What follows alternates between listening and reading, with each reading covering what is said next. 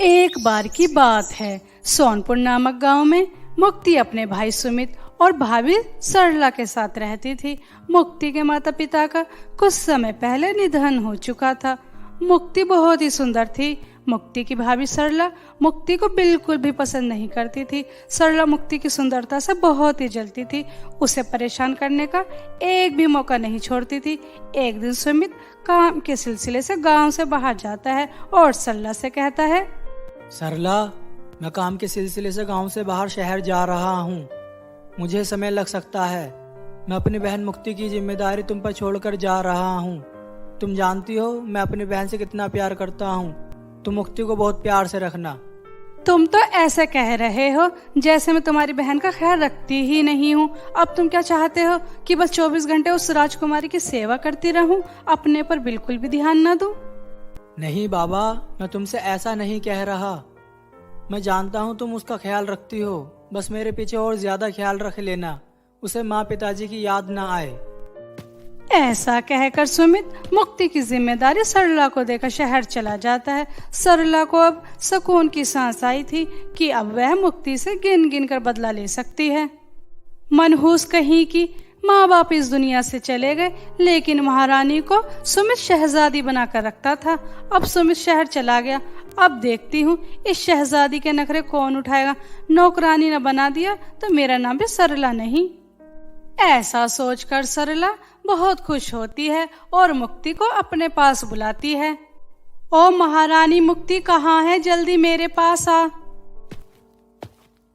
भाभी, आपने मुझे बुलाया? आप इतना क्यों चिल्ला रही हो?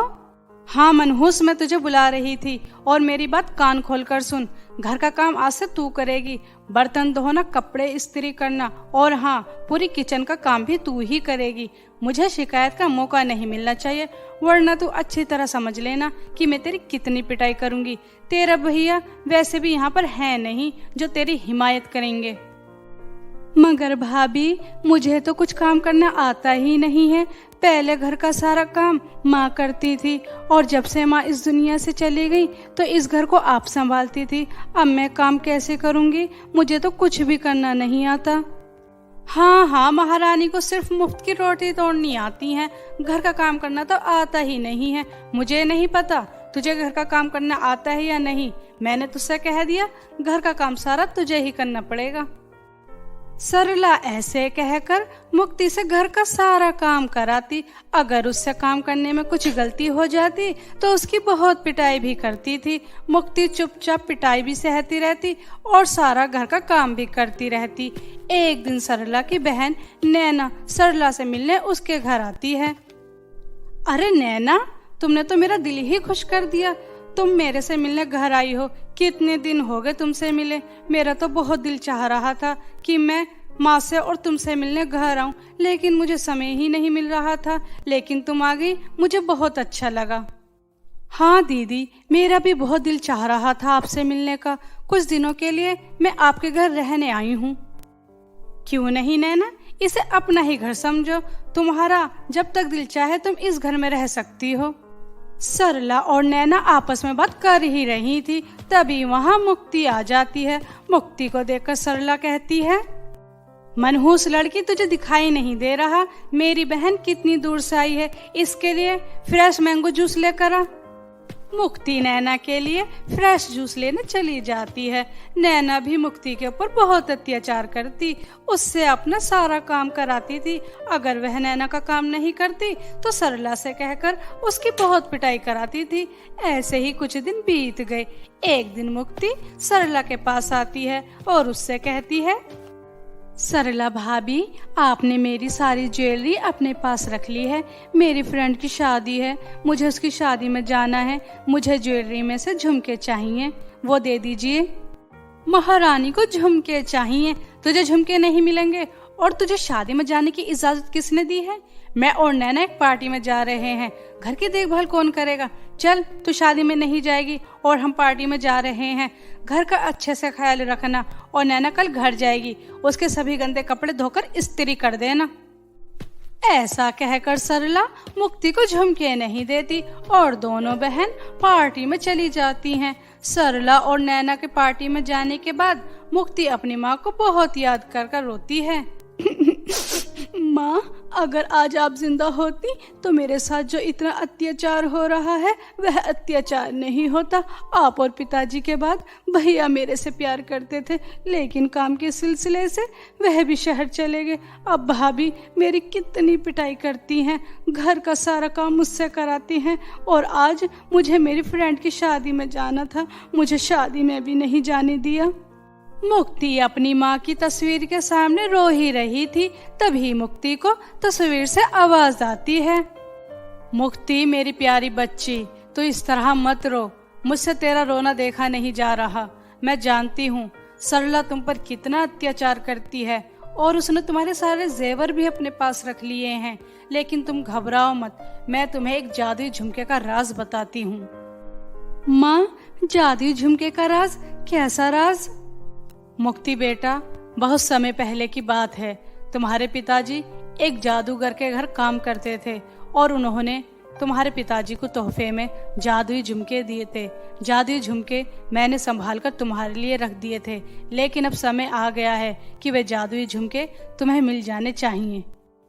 ऐसा कहकर मुक्ति की स्वर्गवासी माँ मुक्ति को जहाँ जादुई झुमके रखे थे वह जगह बताती है।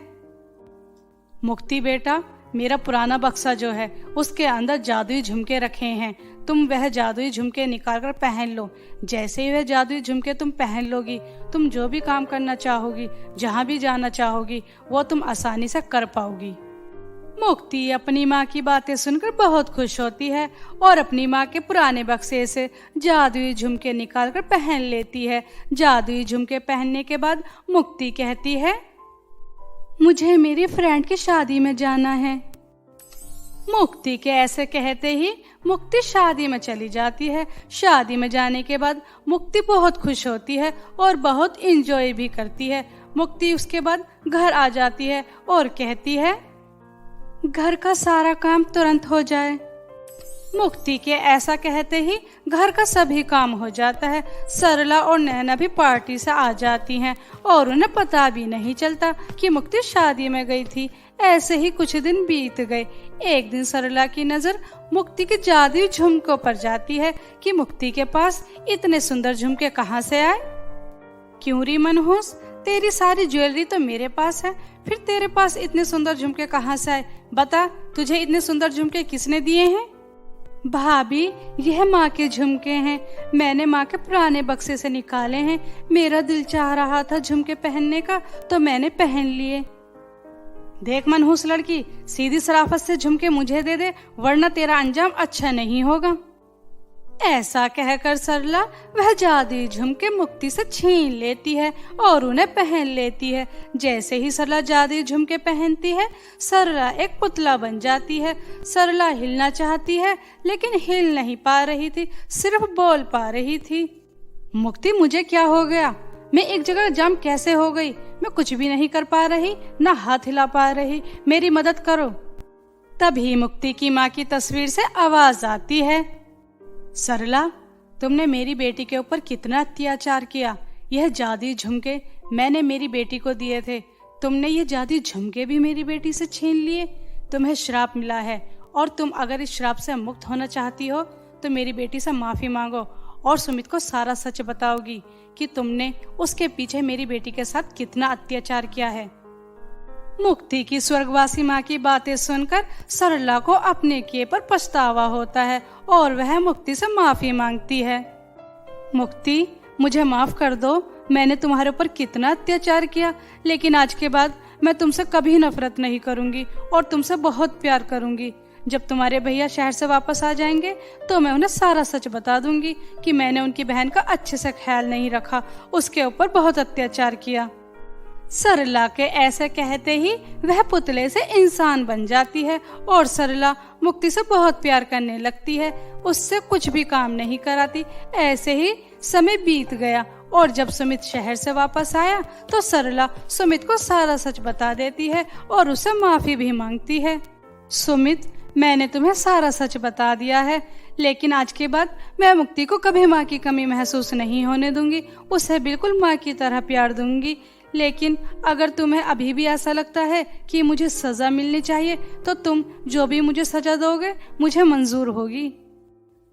सरला, तुमने जो भी किया उसका पछतावा तुम्हें हो गया है। गलती हम इंसानों से ही होती है। ऐसा कहकर सुमित सरला को माफ कर देता है और अब सरला मुक्ति से बहुत प्यार करती है और इसी तरह मुक्ति की माँ के जादुई झुमकों की मदद से मुक्ति बहुत खुशी खुशी अपने भैया भाभी के साथ रहने लगी थी। तो मेरे प्यारे दोस्तों, कैसी लगी आपको मेरी ये कहानी? मुझे कमेंट करके जरूर बताएं और इसे अपने दोस्तों के साथ भी शेयर करें।